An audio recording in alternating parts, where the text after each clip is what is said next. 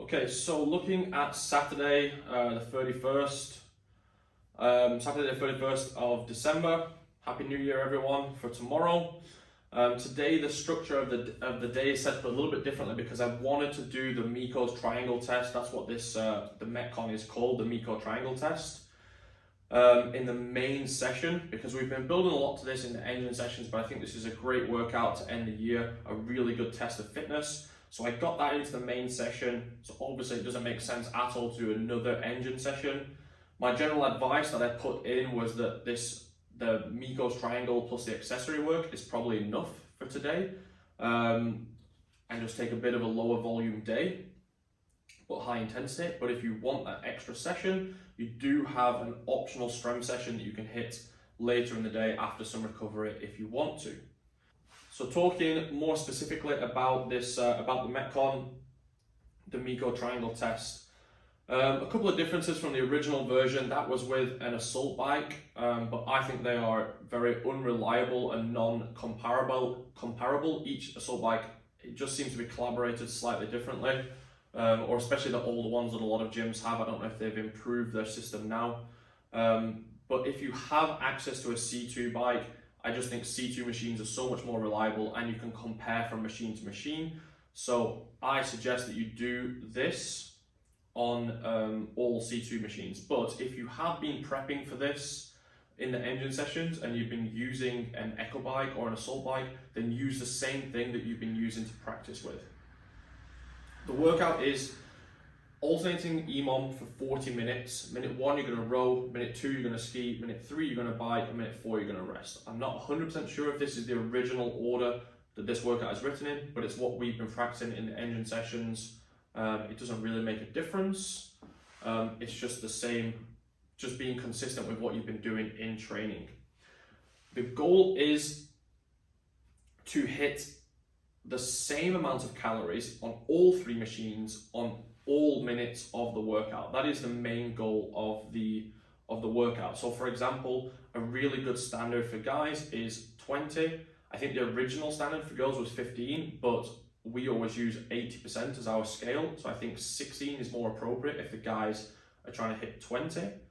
But hitting over that is extremely impressive, and almost the new standard is to be able to hit 1 rep, 1 calorie more than that on all machines as the level of athletes are increasing.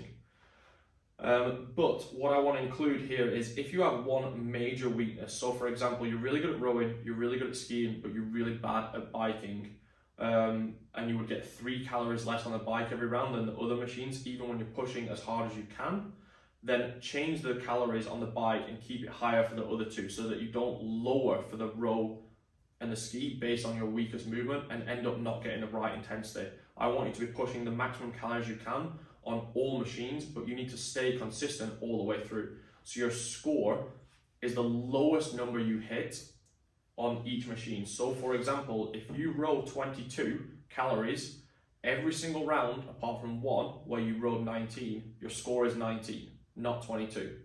With a brackets, I did 19 on 1 round.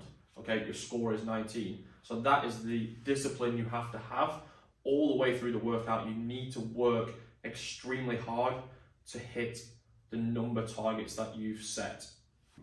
So when we're looking at the setup of the screens, you need to reset your monitor for every minute. You can't just let it tick over if you're going to do it the proper way.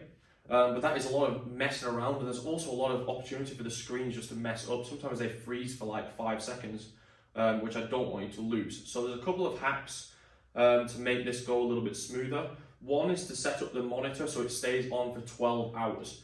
And what you need to do is get yourself all the way to the screen where it says battery. And once you're on the battery part, make sure that your machine has battery for a start, and then you press units 3 times and then display 3 times, and it should come on to a 12-hour mode. And then to get it off, which you should do, otherwise your gym owner will be upset because you waste the batteries, you do the exact same thing again. So then you have it on 12-hour mode, it will never go off during the workout. And what I would do is set it to 20 calories on intervals, and then have a small rest period So set it to maybe, I don't know, a minute rest or whatever it is. So that it always resets to the number of calories that you want to hit. The problem with that is that if you don't hit it, then the calories are going to be wrong when you get to it next time. So you need to be very confident you're going to hit those numbers. Otherwise, you just have it on just row every time, but you do need to reset just row and then press that top button every time you want to get back onto the next minute. So pushing hard on this one today. Need to send it, pick some aggressive targets, and let's see what everybody can put up on this test.